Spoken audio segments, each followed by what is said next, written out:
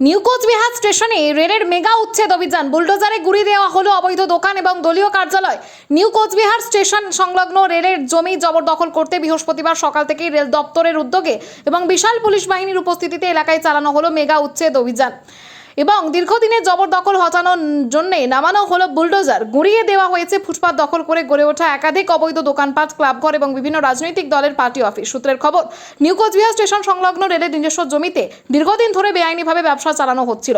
শুধু দোকানপাটই নয়, সরকারি জমি দখল করে গজিয়ে উঠেছিল একের পর এক ক্লাব, রাজনৈতিক দলের কার্যালয়। খালি করার জন্য দখলদারদের এর আগে বহুবার লিখিত এবং মৌখিকভাবে সতর্ক বার্তা দেওয়া হয়েছিল, কিন্তু তাতেও কোনো কাজ না হওয়ার কারণে জবরদখলকারীরা জায়গা খালি হয়নি।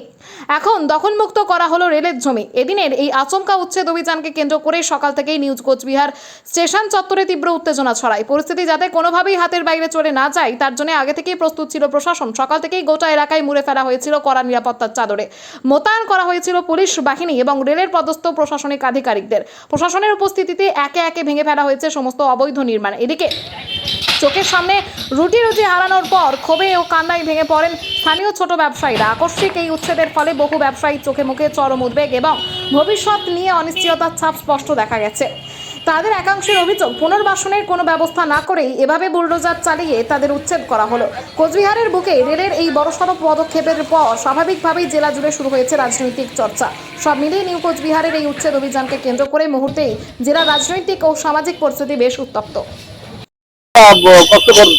এটা আমরা ফুটপাতে ব্যবসা করতাম, কোনোদিন ভাবি নাই। আমরা আরো ভাবলাম এই সরকার আসাতে বোধ হয় আমাদের আরো উন্নতি হবে।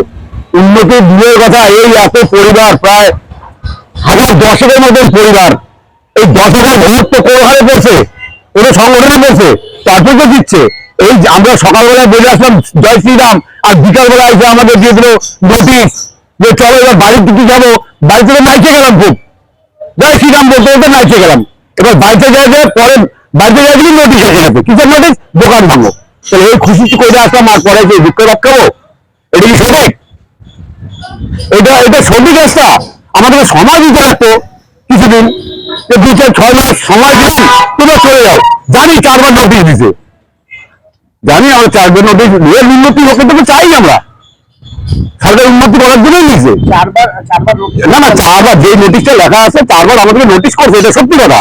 আজকের থেকে নোটিশ করে না, অনেকদিন আমাদের আগে চলে যাওয়া উচিত ছিল, কিন্তু এবার আমাদের লাস্ট সময় নতুন সরকার আসছে, আমাদের একটু সময় দিতে লাগবে। কি চাইছেন সরকারের কাছে? কি আমাদের পুরোনায় একটা ব্যবস্থা করবে, আমাদের কোনোখানে রেলের থেকে কোনো জায়গা দেখ, যেমন এটার জন্য আমদানির কাছে না চলে যায়, যে আমরাই নিতে পারবো না। যাদের দোকান ছিল তাদেরকে ডাকিয়ে বলেন যে আপনাদের কার ছিল, আমরা রেল পোস্ট দিচ্ছি, আপনারা আসেন।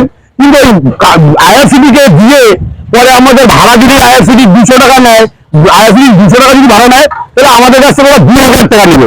তারপরে আমাদের মতন গরিব লোক 20-50 হাজার 1 লাখ টাকা জমা দিয়ে দোকান করতে হবে ওরা। তাহলে আমাদের ফ্যামিলিটা কি হবে? একটা আগে সরকার চাকরি বাকরি বাচ্চাদের শেষ, 3টা পর্যন্ত শেষ করে দিয়ে গেছে কোন সরকার। আমার বাড়িতে 3-4টা বাচ্চা আছে, তাদের বয়স হয়ে গেছে মাত্র 5 বছর, তাই তো?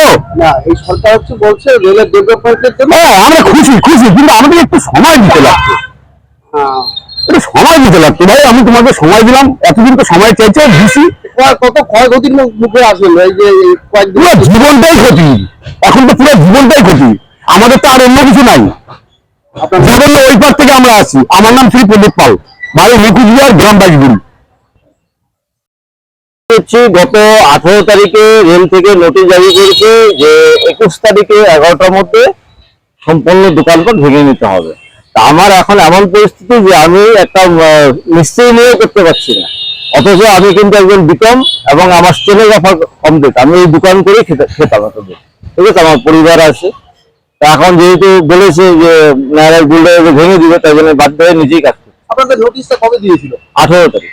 18 তারিখ 18 তারিখ নোটিশ দিয়েছে এবং লাস্ট টাইম দিয়েছে 21 তারিখে 11টা সকাল 11টা। এই কয়েকদিনের মধ্যে দোকান ভাঙা?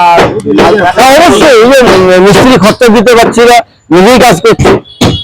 আমার এখন কোয়ালিটি দেখে তো লাভ নাই, আমার যেটুকু করার আমি করে নিচ্ছি। যত লোক এরকম কর্মসংস্থান, প্রায় 300 লোক হবে, তাহলে 300 দোকান।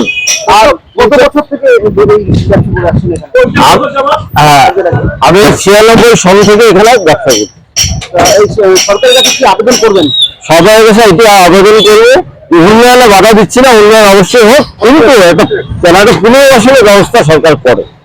হ্যাঁ, আমরা তাহলে কি আমাদের এজ পার হয়ে গেছে, এখন আমরা চাকরিতে আলাই পাবো না, অফিস আমার যেহেতু যে বিকম পাস এবং স্টেনে করেছি, আমরা এই সরকারের কাছে একটাই আবেদন রইলো যে আমাদের পুনর্বাসনের ব্যবস্থা করে দেওয়া হোক।